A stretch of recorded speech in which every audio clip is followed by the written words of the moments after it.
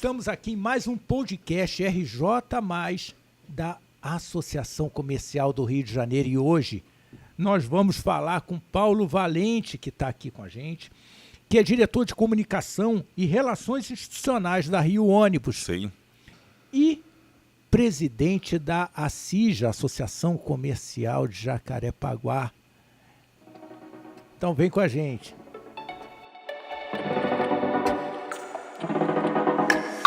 Rio Ônibus, Paulo, me conta como é que é ter uma cidade com o tamanho do Rio de Janeiro, com as adversidades do Rio de Janeiro. Sim.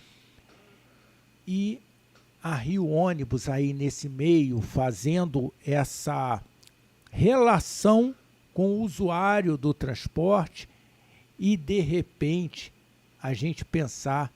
Nós estivemos aqui conversando com o Maricá, ele falou, nossa, mas em Maricá o transporte é de graça para a população. Tem a tarifa zero. A tarifa zero. Fala um pouquinho para a gente do que é. Bem, o Rio Ônibus, só te corrigindo, é o Rio Ônibus, que é o sindicato. Nós somos o sindicato das empresas de ônibus do Rio de Janeiro. Operamos o sistema de ônibus municipais, que tem as linhas municipais da cidade do Rio de Janeiro. Está regido por um contrato de concessão de 2010, foi feita uma licitação em 4 lotes e hoje são 4 consórcios que operam. Uma pela região da Tijuca, Centro-Zona Sul, o consórcio Intersul, consórcio Internorte, Zona Norte, Transcarioca pega ali Jacarepaguá e Barra da Tijuca e Recreio, e o Santa Cruz, que é aí a Zona Oeste toda. Então, em 2010 foi feita essa licitação e nós passamos a ser concessionários.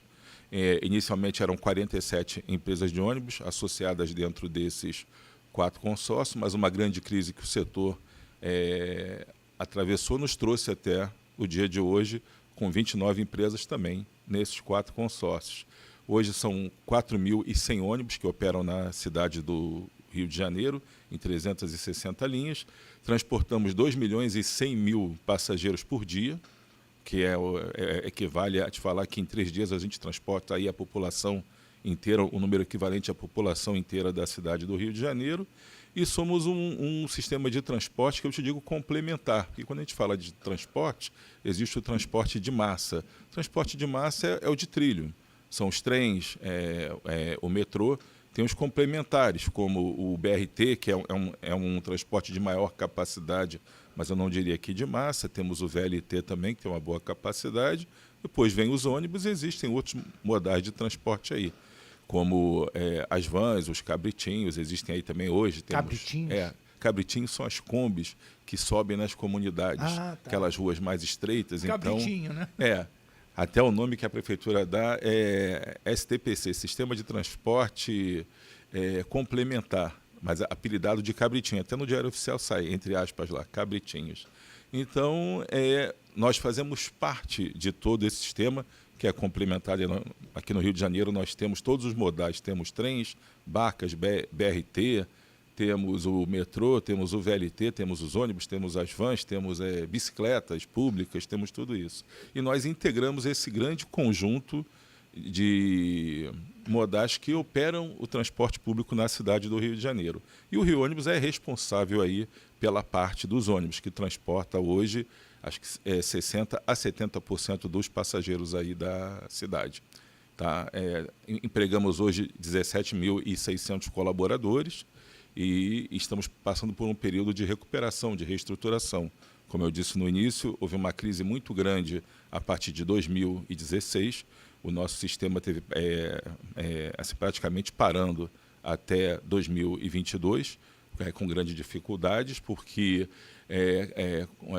já se vinha numa queda no número de passageiros transportados. Veio a pandemia, a gente perdeu 75% do faturamento e teve que continuar operando para atender a população, mesmo durante o período de restrições aí de locomoção por conta das medidas sanitárias. Então, se passou por uma grande crise. A gente hoje, graças a um acordo firmado aí com a Prefeitura, o Ministério Público, a Justiça, a sociedade civil organizada, mudou um pouco a fórmula de remuneração do sistema, que antes se baseava somente no pagamento da passagem pelo usuário, que era previsto em contrato. Então, se houve por bem nesse acordo que a Prefeitura começasse a pagar um subsídio, não para as empresas e sim para cobrir a diferença entre o preço da passagem cobrada e o preço que ela deveria efetivamente custar para cobrir esses custos de operação. Chegamos a ficar com, das 29 empresas, 11 em recuperação judicial e outras com grau de dificuldade bem elevado, mas depois de 2 anos desse acordo firmado, as empresas em recuperação judicial estão conseguindo dar conta dos seus vencimentos, de suas dívidas e já voltando a reinvestir em frota. As empresas que não chegaram a entrar em recuperação judicial também estão num momento bem melhor. E ao longo desses últimos 2 anos já colocamos aí mais de 1.700 ônibus novos em operação. A climatização da frota, que é uma pergunta que certamente você ia me fazer, já está em 90% e a gente espera que em breve a gente consiga ter 100% da frota refrigerada, embora isso não conste do contrato original. Isso foi uma determinação que veio depois e a gente vinha tentando cumprir aí até essa crise, até a pandemia. Mas a gente acredita que a qualidade do serviço vem sendo recuperada ao longo desse período e estamos trabalhando aí bastante para oferecer ao carioca uma mobilidade de qualidade. Eu acho que essa é uma discussão que a gente precisa ter aqui, e a gente vem tendo o Rio Ônibus com a Associação Comercial do Rio de Janeiro, com a Firjan, com outras entidades, para a gente discutir a cidade que a gente quer, a cidade que a gente precisa, e os ônibus são uma parte integrante de tudo isso. Os ônibus não são os responsáveis pela falta de mobilidade da cidade ou pelos engarrafamentos, por tudo. Nós somos até muito prejudicados pela falta de mobilidade, pela falta de prioridade para o transporte público. Mas acho que isso a gente pode ir desenvolvendo melhor aqui ao longo do nosso podcast. Você falou do equilíbrio financeiro, né? Sim. Eu acho que a sociedade, de uma forma geral, entende que a Light ganha muito dinheiro, que os donos de postos de combustível ganham muito dinheiro e que os operadores de ônibus ganham muito dinheiro. Será que é assim, Paulo? Não, não é assim. Existem vários setores de economia. A gente aqui na Associação Comercial tem quantas especializações? Temos São 25 think tanks, né? Então, o ônibus ele é um negócio como outro qualquer, em que você tem que cobrir os seus custos e tem que ter uma remuneração do capital investido. Acho que todo mundo que tem um negócio, até a pessoa que trabalha com um emprego... Para fazer sentido, tem que ter Para fazer sentido, lucro. Você tem que ter uma remuneração que te permita, no caso dos empresários, você remunerar o capital investido e realmente ter lucro. Aí, com isso você consegue estar gerando novos investimentos, gerando empregos. Eu te falo, é um setor que hoje gera 17.600 empregos. Já geramos 45 mil empregos aqui no Rio de Janeiro. Mas veio toda essa crise, toda uma mudança de hábitos até que a pandemia trouxe. Isso já vinha caminhando com a internet. Então, por que tanta gente deixou de andar de ônibus após a pandemia, para você ter uma ideia?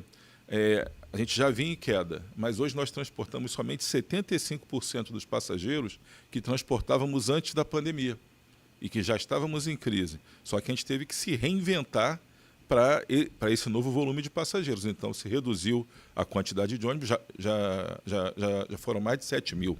Então, a gente hoje tem 4.100 ônibus em operação. Caramba, já foram mais de 7 mil. Já foram mais de 7 mil. Paulo, e essa sensação de que falta ônibus na cidade? Então, como que é esse planejamento dos ônibus? Porque, essa sensação, se você fala 7 mil, em que ano eram 7 mil ônibus? Isso até 2015, 2016. Então, eu me lembro facilmente desse momento. Se eu tinha a sensação que faltava ônibus lá, que as pessoas vinham amontoadas dentro dos ônibus e tudo mais, agora caindo, piora. Eu vou te falar dessa sensação de reclamação das pessoas, de falta de ônibus, disso, daquilo. Porque a imprensa ela coloca muito aqueles problemas onde realmente estão acontecendo. Acaba botando uma pimentinha especial. Pois é, eu vou te dar um exemplo de Nova Friburgo.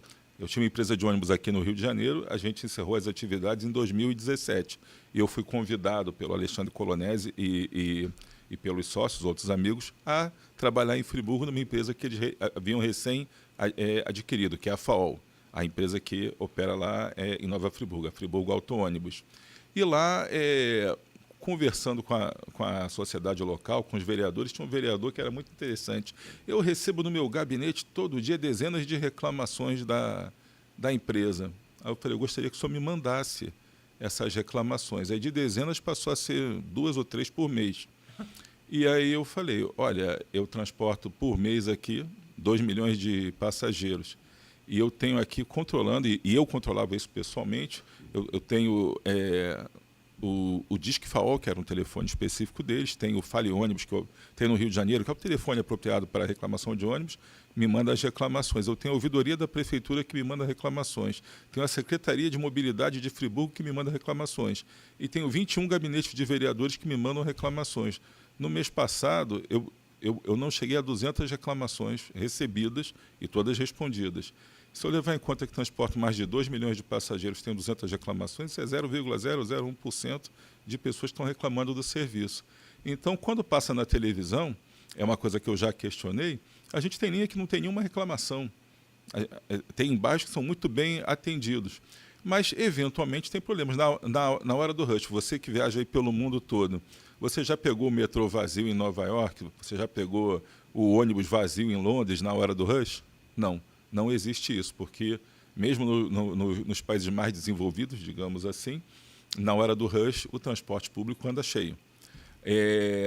Tem que ter mais, existe uma relação de custo. Eu posso colocar mais ônibus, o que eu te digo? Se eu colocar mais ônibus em determinadas linhas para rodar, eu não vou aumentar a quantidade de passageiros, mas vou oferecer mais conforto por ter mais frequência. Só que isso não quer dizer que eu não vou ter reclamações, porque a pessoa que chega no ponto e espera 5 minutos, isso é um estudo feito.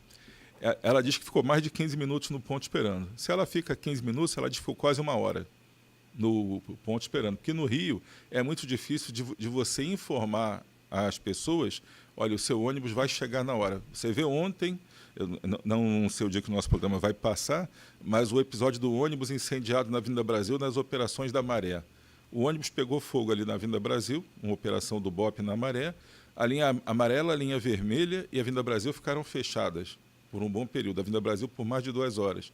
Todas as viagens de ônibus da cidade atrasaram, mesmo as viagens que não passavam por ali. Vai chegar reclamação. E chega a reclamação. Porque a pessoa que, às vezes, por exemplo, uma linha que sai da Ilha do Governador para o centro, ela tem uma pessoa que pega ela no centro para voltar até o Caju, por exemplo. Então, a pessoa está parada no centro, ela não está preocupada que tem um incêndio depois de onde ela desce. Então, ela fica sem ônibus porque tem um problema em outra parte da cidade. Esses ônibus que são parados em barricadas, por exemplo, a linha inteira fica prejudicada o dia todo, a sociedade inteira é prejudicada. Então, essa sensação de que faltavam ônibus, ela permanece hoje. Só que hoje a tecnologia permite o seguinte: o grande problema do ponto, e você andou de ônibus quando era mais novo, tudo, você ia para o ponto e ficava esperando. Pô, quando o ônibus vem? Você não sabia, não havia uma... Não tinha a menor noção. Não havia previsibilidade da chegada do ônibus. Então, esse era o grande problema. Então, você conhecia aquela linha que passava de 2 em 2 minutos e a linha que era de meia em meia hora. Aí você preferia que passava rápido se tivesse acesso a ela. Hoje nós temos aplicativos que você consegue acessar e o Rio Ônibus, ali no site dele, tem um grande parceiro, não sei se eu posso falar aqui o nome. Pode, que é claro. o Cetamob. Ele é um grande parceiro nosso em vários projetos que a gente vem desenvolvendo, que você abre o seu celular, ele já localiza onde você está, você diz para onde você quer ir, ele te fala, vamos passar. O ônibus tal chega daqui a 10 minutos, o outro chega em 15, o outro chega em 3, da linha tal, que te leva até onde você quer ir. Inclusive, tem um aplicativo dentro desse para deficientes visuais. Se a pessoa é cega, ela consegue localizar o ônibus dela através do aplicativo. Então, hoje, não há mais o problema da falta de previsibilidade. E a frota de ônibus ela é dimensionada de acordo com a demanda. Como qualquer negócio, você tem uma padaria e você vende 1.000 pães, você fabrica 1.000 pães, você não fabrica 2.000. O ônibus também ele se dimensiona para o passageiro que ele tem. E hoje, inclusive, a frota que roda, as linhas que estão rodando, a quantidade de viagens por cada linha durante o dia, os intervalos, não são dimensionados pelas empresas de ônibus, são dimensionados pela Secretaria Municipal de Transportes. Então, é a secretaria que determina a quantidade de viagens que cada linha deve dar, que deve operar, qual o itinerário, que linhas operam, que linhas não operam, algumas deixaram de operar, e ela faz o controle disso através do rastreamento por GPS. Porque hoje esse subsídio que a prefeitura paga para complementar a tarifa dos usuários é pago se as empresas cumprirem o itinerário pré-determinado e a quantidade de viagens pré-determinadas. Se não cumprir, elas não recebem esse subsídio, que hoje equivale a 35% a 40% do valor da arrecadação das empresas. Então, é um subsídio bastante grande. Bastante grande. Então, hoje há essa previsão. Você falou de Maricá aqui. Maricá é o extremo, ele subsidia 100% do custo da tarifa. Aqui no Rio hoje está de 35% a 40%. O que falta para ir para os 100%? E aqui, você sabe, Paulo, você é conselheiro aqui da Associação Comercial, no Conselho de Logística, você sabe. Sim. Nós criamos um conselho, o Josier criou Sim. um conselho de comunidades. Você ajudar essa economia Sim. passa pelo cara procurar emprego. Sim, sim. Então, ele acorda de manhã e fala, bom, não tem um centavo e ainda tem que procurar emprego. Sim. Ele, de repente, precisa pegar um ônibus para coisas básicas. Eu vou te dar um exemplo de hoje. Tem um rapaz que está começando a trabalhar conosco, mas ele só vai começar efetivamente a partir do mês que vem. Eu hoje pedi que ele fizesse um trabalho de freelancer. E ele falou, pô, Paulo, eu até vou, mas para eu ir para fazer o serviço, para ganhar essa diária que você quer me pagar, eu estou sem o da passagem, que não é nenhum grande valor, são R$ 4,30. Quantas vezes nós ouvimos isso? São pessoas que não trabalham, que não estudam. Você sabia que cerca de 20% das consultas pré-marcadas pelo SUS dão no-show? A pessoa tem dificuldade de agendar e não vai à consulta. Sabe por quê? Porque não tem o dinheiro da passagem. Ela deixa de, olha, pô, amanhã eu tenho consulta, mas eu não tenho dinheiro para ir. E acaba não indo. E isso sobrecarrega até o SUS, porque se faz um agendamento que não é cumprido, quer dizer, outra pessoa poderia ter ido naquele lugar. Então, é um prejuízo para o sistema de saúde, é um prejuízo para todo mundo. A tarifa zero, ela é bem interessante. Em alguns seminários que eu participei aí, eu já até falei que não é uma questão de se é bom, ou se é necessário, se é benéfico para os municípios de modo geral. Eu digo que sim, que é bom para todos, e Maricá acho que é o melhor exemplo. Tem algumas coisas realmente que têm que ser observadas. Caso do Rio de Janeiro aqui, comparando com Maricá. Maricá tem ônibus. Então, o ônibus é da cidade. É o ônibus, ponto. Se são da cidade, se ele terceiriza a operação, se ele remunera por quilômetro rodado, tá bom, mas só tem um ônibus. A gente aqui já começa com a complexidade. Nós temos ônibus, trem, metrô, então são vários modais. Então, se você põe a tarifa de graça no ônibus, o metrô vai perder passageiro para o ônibus, o trem vai perder passageiro para o ônibus. Então, é uma coisa. Mas também nós temos a arrecadação de uma cidade de quase 7 milhões de habitantes. Então, a tarifa zero só traz vantagens. Primeiro, porque ela dá acesso à educação, ela dá acesso ao lazer, ela dá acesso à saúde, ela movimenta a economia local, porque uma família que gasta hoje 10%, 15% do seu rendimento com transporte, ela vai poder pegar esse valor e gastar em comida, gastar em lazer, gastar em investimentos, em educação. Então, tudo isso... Pagar um sorvete para o filho quando chegar lá naquele local. Vamos fazer o seguinte, é minha folga. Vamos lá hoje. Exatamente, mas esse sorvete já beneficiou quem vende o sorvete. Sim, e quem vende o sorvete compra numa fábrica, ele movimenta a economia. Então, são milhões que voltariam para a economia, em movimento da economia.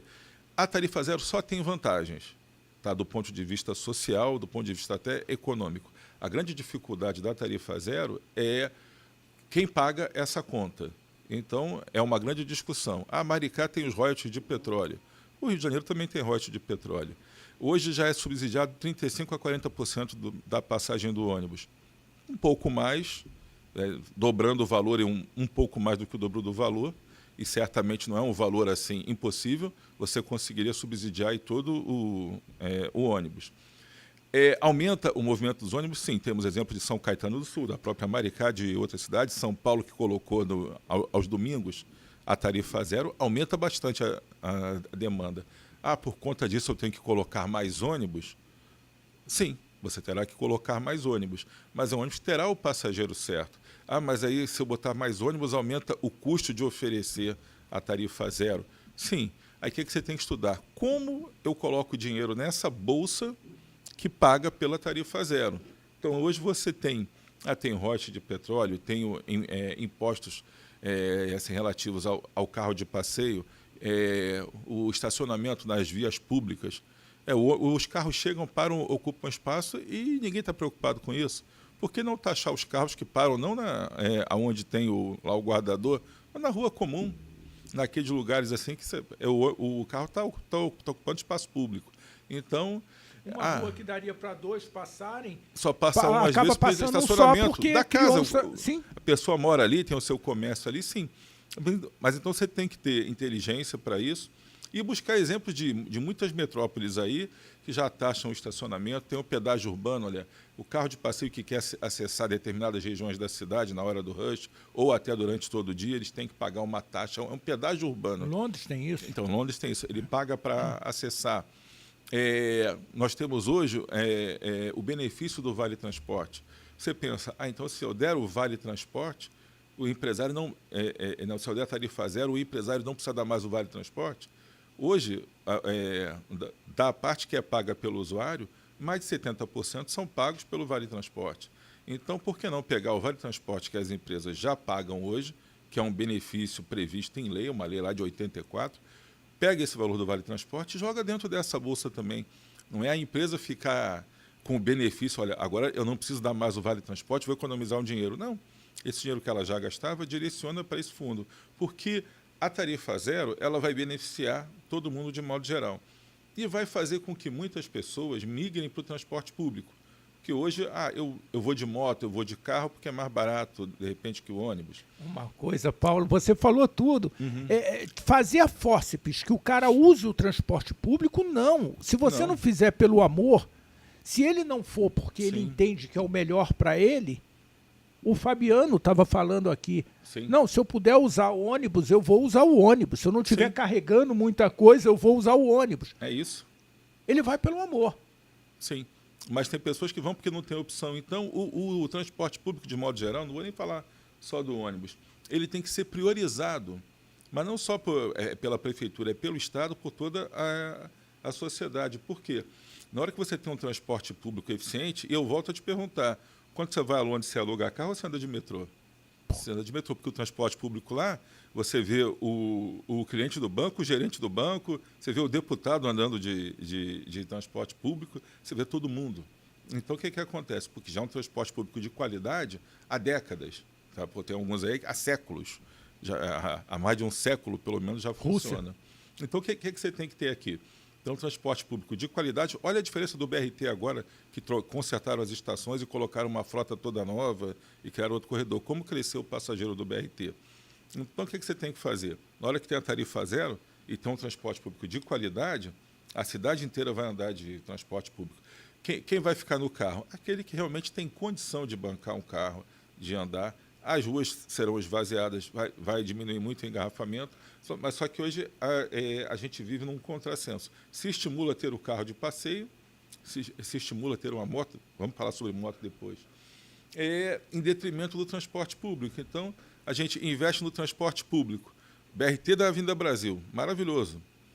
Ele está carregando os passageiros, era para desengarrafar. Aí os carros de passeio começaram a reclamar, não consigo andar na Avenida Brasil, porque agora tem 2 faixas para o BRT. Já passou essa gritaria, o pessoal já se acostumou, porque muita gente migrou para o BRT.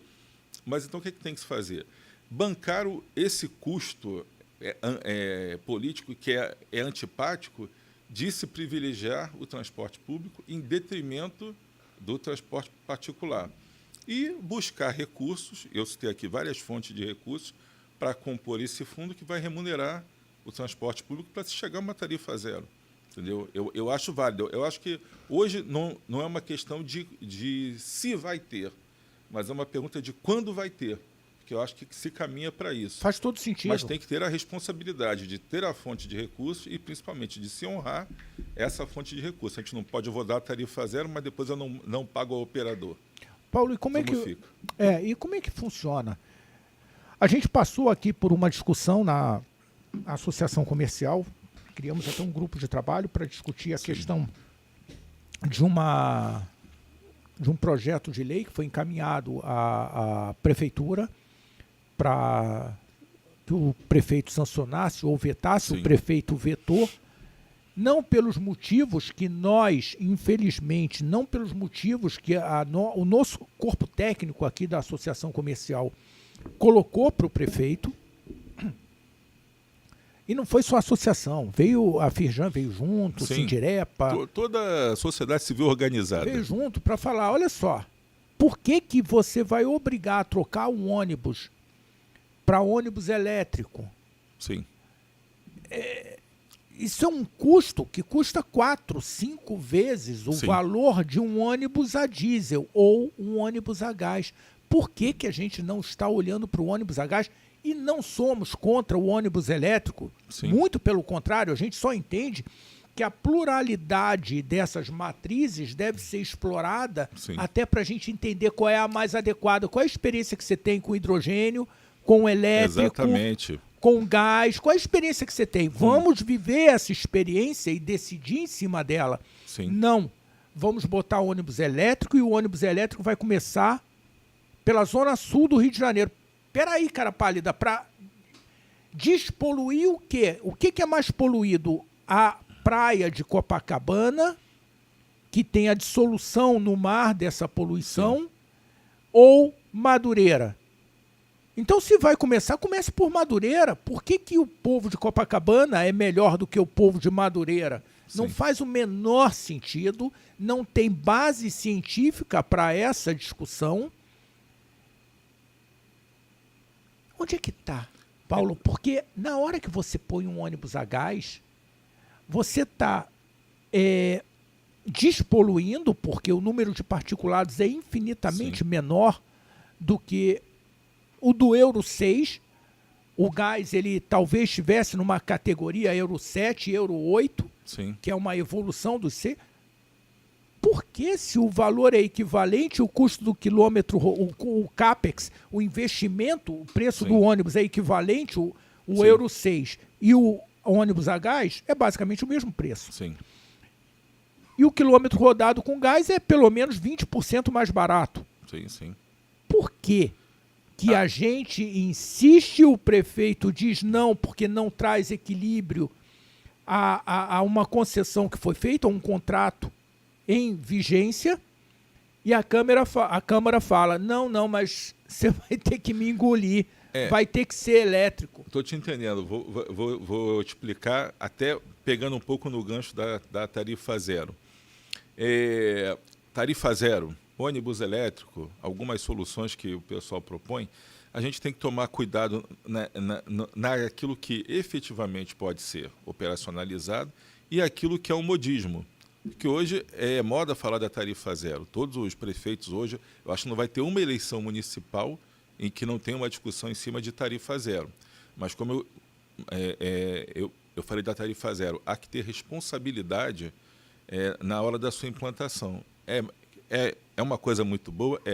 Mas ela traz um impacto na mobilidade urbana, que tem que ser bem estudado, e traz um impacto nas contas da prefeitura, que vai pagar pela tarifa zero. Então, a gente não pode ir só pelo modismo. Vamos decretar tarifa zero no Rio de Janeiro, daqui a pouco o Rio de Janeiro não tem condição de bancar a tarifa zero. Então, é um remédio bom, mas tem que ser ministrado com responsabilidade, tá? Porque senão pode não funcionar. A mesma coisa é o ônibus elétrico. A gente está preocupado, sim, com sustentabilidade, com o meio ambiente, com tudo isso. Não resta dúvida. Então, o ônibus elétrico é a solução. Então, aí as pessoas tendem a falar, não, então vamos resolver o problema da poluição no Rio de Janeiro botando o ônibus elétrico. Você falou agora do ônibus Euro 6. Só o Euro 6, não vou falar de Euro 7, de Euro 8, nada. O Euro 6, ele já emite menos 91% de particulados e dióxido de nitrogênio do que emitia o Euro 5, que era o que vinha funcionando. E o Euro 5 já emitia 200% a menos do que o Euro 4, do que o Euro 3. Então, antigamente, quem é mais velho aqui lembra daqueles ônibus que pareciam movidos a lenha, que você andava pela rua, quando o ônibus arrancava, saia aquela fumaça preta em cima. Eu te pergunto, vocês andam aí pela rua, há quanto tempo você não vê um ônibus jogando fumaça preta? Quanto tempo você não vê um ônibus jogando fumaça preta? Eu vejo caminhão velho. Os mais velhos. Os novos também não. Então, o que acontece? Hoje, o grande problema de poluição da cidade não é o ônibus, não é o transporte público, é ainda o transporte privado. A quantidade de particulados, de poluentes que é emitido pela nossa frota de veículos particulares, incluindo aí as motocicletas também, que são transporte, um transporte individual, é infinitamente maior do que a emissão de todos os ônibus só no Rio de Janeiro. Os particulares, acho que eles emitem 95% do particulado do coisa. O ônibus, muito menos. E a nossa frota, só do Rio Ônibus hoje, dos nossos 4.000 ônibus, a gente já está chegando a 1.000 Euro 6. E os outros já são Euro 5. Então, não existe mais esse ônibus altamente poluente. Então, esse negócio do ônibus elétrico, você falou muito bem, ele custa muito mais caro. A gente hoje não tem ainda a infraestrutura para carregar esses ônibus, porque um ônibus a gás e até a diesel, ele consegue rodar aí 400, 500 quilômetros de autonomia sem precisar abastecer. Um ônibus elétrico, ele vai rodar o quê? 200 quilômetros? 200 e pouco, 200 300. E pouco, novo ali, com a bateria zero ainda. Então, não há nenhuma logística. Olha, eu tenho que parar esses ônibus no meio do caminho. Eu escutei um palestrante falando, a gente tem que resolver o problema ambiental. Então, se hoje eu tenho 1.000 ônibus a diesel, eu vou ter que ter 2.000 ônibus elétricos para cobrir. Mas eu vou resolver o problema da emissão. Então, tá aí, onde é que eu coloco mais 1.000 ônibus para rodar? Né? Voltando lá ao início, quando o passageiro reclamava da falta de ônibus, você conhece bem a nossa audiência também, o trânsito do Rio de Janeiro. Você acha que se eu colocar mais 1.000 ônibus na rua hoje, eu vou melhorar ou vou piorar o trânsito? Eu acho que vai piorar. Então, aí, isso que eu vou piorar vai refletir em mais engarrafamento. Então, hoje, eu com mais ônibus na rua hoje, para a demanda que eu tenho, porque a demanda não vai aumentar, eu vou colocar mais ônibus, vou aumentar o custo em 20% e vou aumentar o engarrafamento em outros tantos por cento. E o pessoal não vai conseguir andar. Eu vou perder velocidade nas viagens. Então, eu terei mais ônibus para aumentar só o engarrafamento. Você disse que ia falar para mim das motos. Eu vou te falar sobre elas. Então, essa questão do ônibus elétrico, do ônibus essas diversas matrizes, elas têm que ser bem discutidas para se ver o seguinte, então eu vou botar ônibus elétrico. Qual é o impacto disso para a prefeitura que paga? É na tarifa zero? Hoje tem um custo. Se eu botar ônibus elétrico, eu vou triplicar o custo de aquisição do ônibus, eu vou ter que criar, sei lá, centenas de estações de recarga dos ônibus, eu vou ter que ter mais quantos ônibus para operar o mesmo sistema? Sem falar da questão do descarte, da bateria, tudo isso que você já anda estudando aí também. Então, a coisa tem que ser bem pensada, bem discutida. A gente não pode ir pelo modismo. Mas vamos botar ônibus elétrico no país inteiro. Vai resolver o problema? Quem vai pagar essa conta? Então, a gente tem que ter, novamente, responsabilidade na adoção de soluções. Eu acho que a tarifa zero está muito, muito, muito mais perto do que o ônibus elétrico. Não é que a gente seja contra, você está no conselho de... Mas tem que ter responsabilidade. Nós não somos contra o ônibus elétrico, mas a favor da racionalidade, como você muito bem colocou.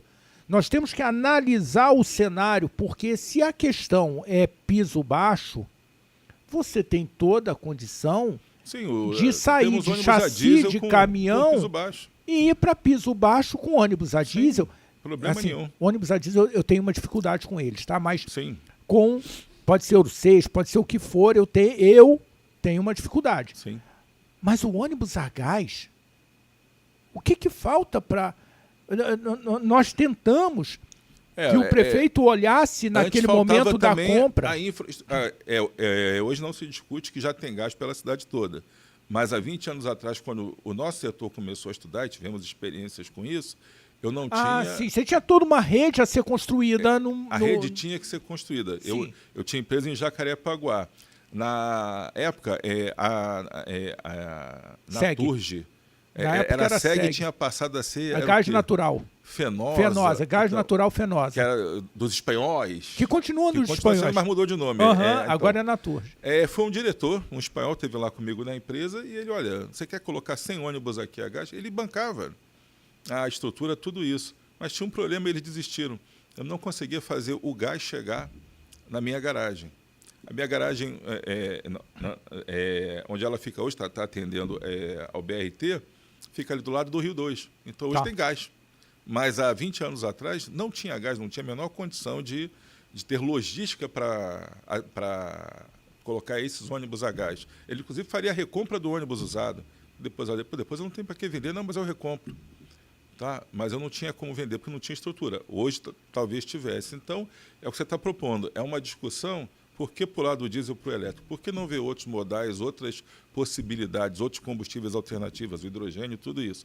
Tem que se ver, se discutir, se analisar essa relação custo-benefício. Só que essa discussão hoje passa longe das empresas. Porque hoje, como eu te disse, quem programa toda a nossa operação hoje é a prefeitura. Então, se a prefeitura optar por colocar todos os ônibus elétricos, se ela paga hoje X por quilômetro, ela vai ter que pagar, por exemplo, 2X. Eu não sei o preço. Então, aí afasta. Se vai para um CAPEX bem mais alto, está afastando a tarifa zero. A tarifa então, zero. Talvez o que a população tenha que olhar eu quero um ônibus que custa 4 vezes o valor. Sim. Ou eu quero a tarifa zero. A população quer o ônibus no ponto passando. Eu discuti de preferência isso, custo zero. Eu outro dia estava conversando sobre isso no INSPER, num curso que eu estava fazendo sobre mobilidade urbana, com vários especialistas. E essa questão da sustentabilidade do ônibus elétrico pautou boa parte lá do nosso curso. A gente vinha discutindo isso. Então, eu até falei, gente, olha, eu falo representando aqui até os usuários. Né? Eu sou operador de um ônibus e muitos lá eram só acadêmicos. Pessoal da academia. Eu falo o seguinte, olha, a gente tem muita preocupação com a questão das emissões, com a questão do ônibus elétrico e tudo. O passageiro está preocupado em ter o ônibus.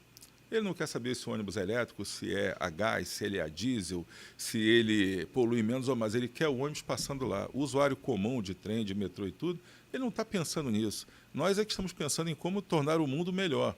Mas o usuário do ônibus está preocupado em pegar o ônibus, chegar em casa, sair de casa, chegar no trabalho. Ele não vai tão fundo no pensamento. Então, acho que é uma coisa que a gente tem que trabalhar na academia, sim, tem que discutir, tem que implantar, discutir que mobilidade a gente tem que ter para a nossa cidade, que cidade que a gente quer, a mobilidade é parte dela, e fazer muito para recuperar. E o que a gente não pode ficar variando é refém da questão de segurança, de tudo isso. Você quer que eu fale das motos? Eu vou te falar. Pergunta, quantas vezes você assiste o Bom Dia Rio? Vou te entrevistar um pouquinho agora. Quantas vezes você assiste o Bom Dia Rio e não tem uma imagem de manhã dizendo aqui, ó, a avenida está interditada, Avenida Brasil, a linha amarela, a linha vermelha, que tem um acidente com a moto? Eu só assisto podcast. Você só vê podcast? Então você tem que falar mais do podcast. Não, mas eu estou vendo... Nós temos uma plateia que chegou agora aqui, que eles estão concordando comigo. Então, você não consegue ver um noticiário, tá, que não fale de acidente de moto, engarrafa isso. Não, isso com certeza. Eu moro em Vargem Grande e trabalho na Barra. Fui morar em Vargem Grande para morar no meio do mato. Melhor qualidade de vida. Melhor qualidade de vida, uma cidade pequena dentro do Rio de Janeiro. Sim. E eu rodo 20 quilômetros todos os dias, de casa para o trabalho, e mais 20 na volta. E pego, você conhece, Abelardo Bueno, Salvador Allende, Américas e Estado dos Bandeirantes. É o meu trajeto, 4 vias. Não tem um dia que, ou na ida ou na volta, eu não me depare com um acidente de moto. Já teve dia com 5 acidentes de moto.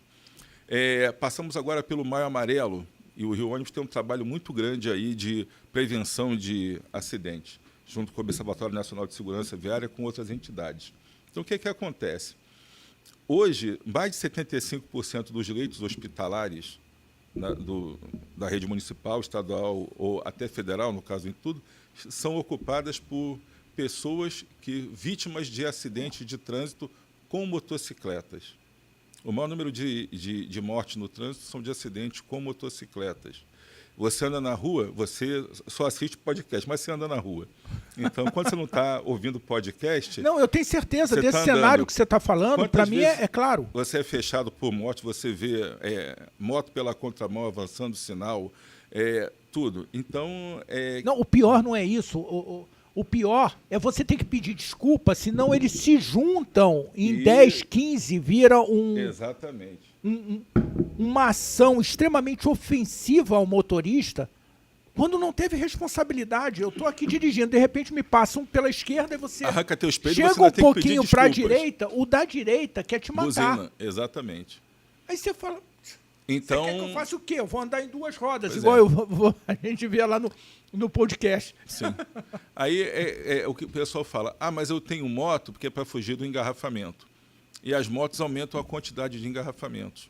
Aí você vai botar mais motocicletas. Então, na pandemia, surgiu isso, eu tenho que ficar em casa, então a moto traz as minhas compras, a moto traz a minha refeição, a moto traz o meu remédio. Sim, isso tem muito valor, mas tem que ter, mais uma vez, responsabilidade do condutor da moto de tudo isso. E o que a gente vê na prática, no dia a dia, é o pessoal andando sem seguir nenhuma regra de trânsito, e isso aí todo mundo está vendo o tempo todo. Na contramão, os você hospitais falando. estão cheios de exemplos aí.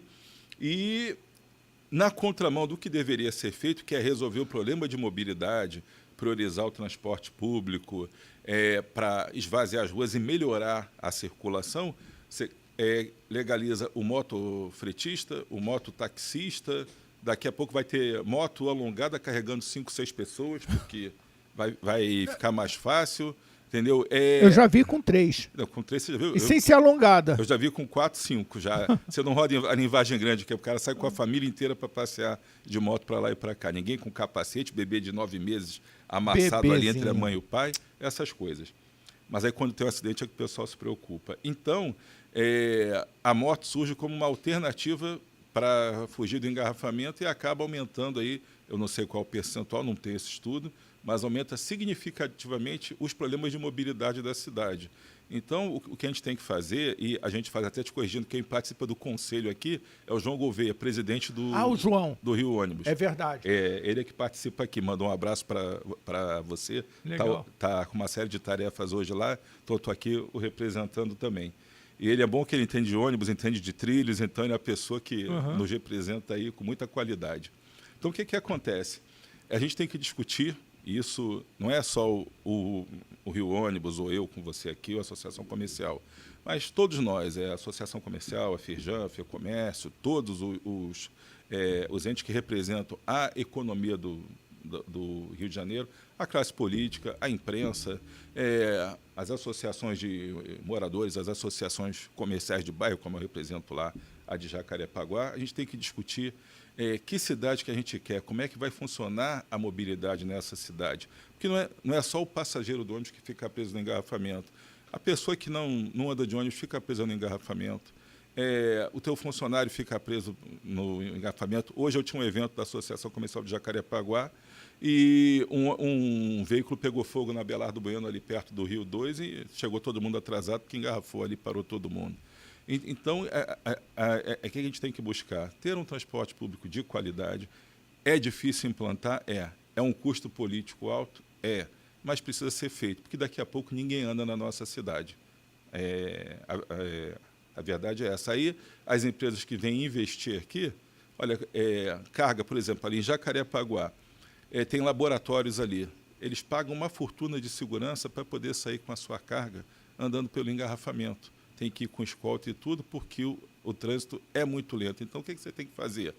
O cara foge do Rio, vai para o interior de São Paulo, vai para Goiás, para Minas, que oferecem melhores condições de mobilidade. Então, o problema de mobilidade afeta toda a sociedade, afeta toda a economia, afeta até a segurança, porque você está preso no engarrafamento, vem aquele cara correndo, quebra teu vidro, leva teu celular, facilita essa quantidade de mortes. Você cria condição favorável a que isso aconteça. Então, no dia que você voltar a assistir o RJ1, que não tem o podcast, você vai ver também, não tem um dia que não mostra um assalto sendo feito por motociclista. O cara para o carro no sinal, para uma moto do lado, desce armado, rende, leva o carro, leva isso, leva aquilo. Então, isso tem que ser muito discutido. Tá? Nada contra a questão quem da ganha o seu segurança sustento. é muito para além, né? Nada contra quem ganha o seu sustento ali com iFood, com isso, nada, pelo contrário. Mas eu acho precisa regular também, porque a se quantidade regular, que você vê por regulamentar. cima da calçada exatamente. é um absurdo. Pela contramão, na Américas você Sim. deve ver isso assim a Toda rodo. hora. E pior ainda, não sei se é pior, mas de farol alto. Então, de repente, você vê um farol alto vindo na sua direção, você fala, ei, é um carro, é uma moto, é um é um Superman. É o Superman. Porque eles se acham Superman, só pode ser, Sim. né? Até o dia que ele cai, ele vê que o Superman não tinha nada. Então, tem muita coisa que eu acho que a gente tem que debater, e eu acho que o teu espaço aqui é muito bom para isso, porque a gente está falando sobre o Rio de Janeiro. E tem muita coisa que a gente precisa ver. A ordem urbana é importante, a mobilidade é importante para todos nós, a questão de segurança também é outro fator. E a gente vem trabalhando nisso há quantos anos? Há décadas que a gente vem falando sobre essas coisas. Só que, infelizmente, eu, em particular, não vejo as coisas melhorarem. Eu vejo até com muito pesar pessoas saindo do Rio. Minha filha mais velha foi morar em Piracicaba, acompanhando o marido, que estava trabalhando lá. Ela voltou para o Rio contrariada. Ou por mim, ficava lá. Minha filha mais nova trabalha no Rio, em São Paulo. E passou uma temporada grande em São Paulo. Aí tinha um apartamento lá, agora está no Rio de novo. A Luísa vira para mim e fala, pô, pai, aqui em São Paulo tem uma coisa maravilhosa. O quê? Você marca com o pintor às 10 horas da manhã, ele chega às 10 horas da manhã. Você combina com a manicure às 5 da tarde de vir em casa, ela chega às 5 da tarde. Não é que nem no Rio, que a gente marca, a pessoa chega 2, 3 horas depois, ou nem aparece e diz que o carro enguiçou e tudo. Então, a gente perde aqui na qualidade dos serviços, a gente perde na qualidade do atendimento, a gente perde em tudo que a gente tem que ter uma hora marcada, certa. Então, acho que a gente tem que discutir muito sobre essas questões e não ficar legalizando coisas que vieram para resolver, para remediar problemas que a gente não combateu. Então, a gente tem que combater a verdadeira causa e não ficar arrumando remédios paliativos que não vão resolver nada. Ô, Paulo, eu vou te fazer uma provocação para uma próxima. Sim. Eu gostei muito dessa nossa conversa, muito, de verdade. Eu vou te convidar para o meu podcast também do Rio Ônibus. Tô dentro. Eu gosto de podcast, não gosto de canal de televisão, também não. Gosto, mas eu vejo televisão também. Mas a gente fala muito de oportunidade de negócio. Eu acho que Sim. existe uma oportunidade, eu acho que algumas a gente não está vendo ainda, Sim. mas podem existir várias oportunidades de negócio que para você são problemas, mas que pode aparecer uma startup, pode aparecer uma empresa. Sim. Fala assim, Paulo, eu consigo fornecer isso aqui para Rio Ônibus por um preço melhor, com uma condição de entrega melhor. Sim. E de repente você fala, tá aí, comecei a melhorar a rentabilidade das empresas porque a minha cadeia de fornecimento ficou melhor, está mais efetiva. Mas a gente falou aqui de uma que é bastante interessante. O gás. Sim. Eu acho que a gente tem que fazer uma conversa com os fabricantes de motores para entender como é que pode haver uma substituição de motores sem precisar necessariamente trocar o carro, sim, porque hoje nós temos uma extensão da vida útil desse carro, desse ônibus. Sim. Então, pensar numa solução de substituição de motor para usar o gás natural menos poluente, mais adequado ambientalmente, sim, embora ainda de origem fóssil, mas muito melhor.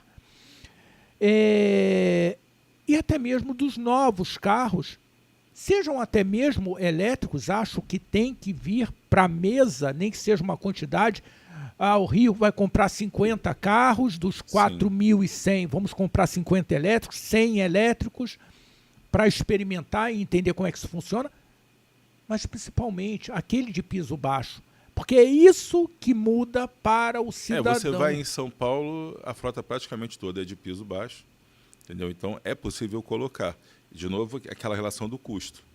Você vai colocar um veículo que é um pouco mais caro que o veículo convencional que nós usamos, mas isso hoje depende da prefeitura, porque ela é que determina quanto ela paga pelo quilômetro, quanto se cobra de tarifa e que tecnologia que vai ser utilizada. Então a gente fica. Quem é hoje o nosso secretário de transporte? Hoje é uma secretária, a Maína Ceridônio, aqui no que município. Era da... Da Sete Rio? Não. Ela é uma economista muito estudiosa da questão dos transportes. Foi convidada pelo Eduardo Paes para ser a secretária. Foi uma surpresa, porque normalmente é um cargo político, e colocaram uma pessoa técnica extremamente competente. Olha que ótimo. E ela entendeu. Então, pela primeira vez, a secretaria começou a utilizar os dados que nós fornecemos. Tem uma caixa preta, não há transparência dos dados. A secretaria sempre recebeu os dados Não de analisava. GPS dos ônibus, mas não analisava. Então, agora eles passaram a analisar. E, a partir daí, estabeleceram o subsídio, passaram eles a tomar conta de que linhas devem operar, o que não, quantas viagens devem ocupar. Até facilitou o nosso trabalho, porque hoje, quando a pessoa reclama com o Rio Ônibus, essa linha aqui está demorando. Eu falei, olha, a programação não é feita pelo Rio Ônibus, é feita pela Secretaria de Transporte. Então, você tem que reclamar com a Secretaria. Se eles houverem por bem colocar mais ônibus, a gente coloca. A gente hoje cumpre a tabela que nos é encaminhada.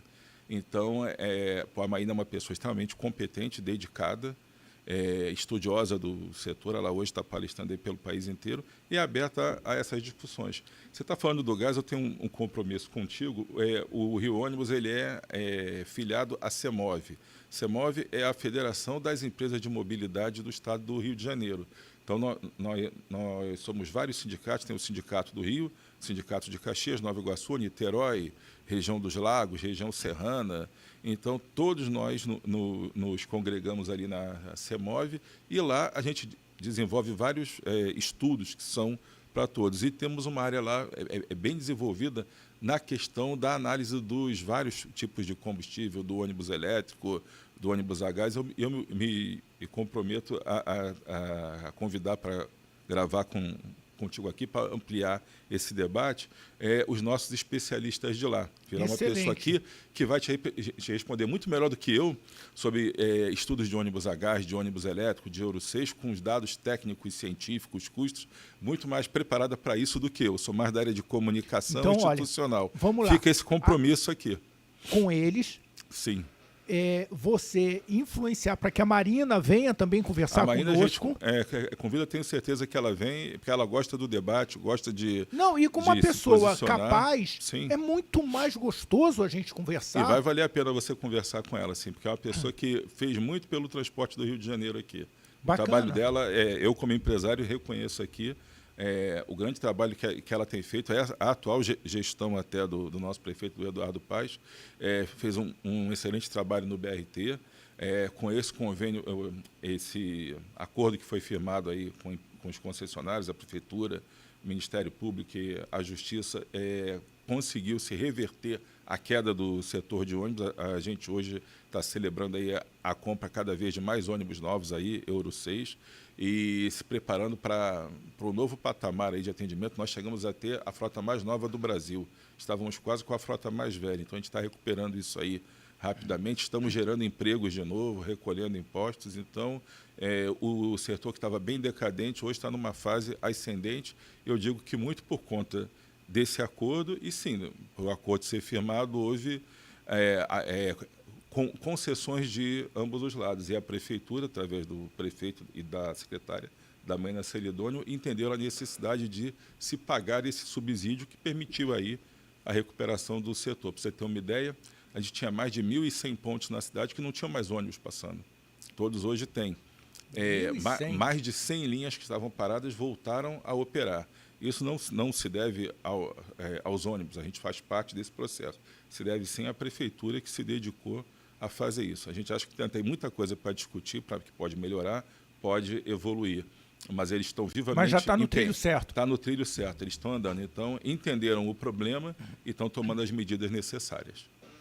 Bacana. Você que está assistindo a gente, vai lá, se inscreve, curte e continua com a gente, porque daqui a pouquinho a gente vai ter uma conversa com a Marina, com... Maína Celidônio, corrigindo. Sim. E com o a pessoal sua equipe da CEMOV. A gente combina, a gente fala, eles vêm aqui para conversar com você.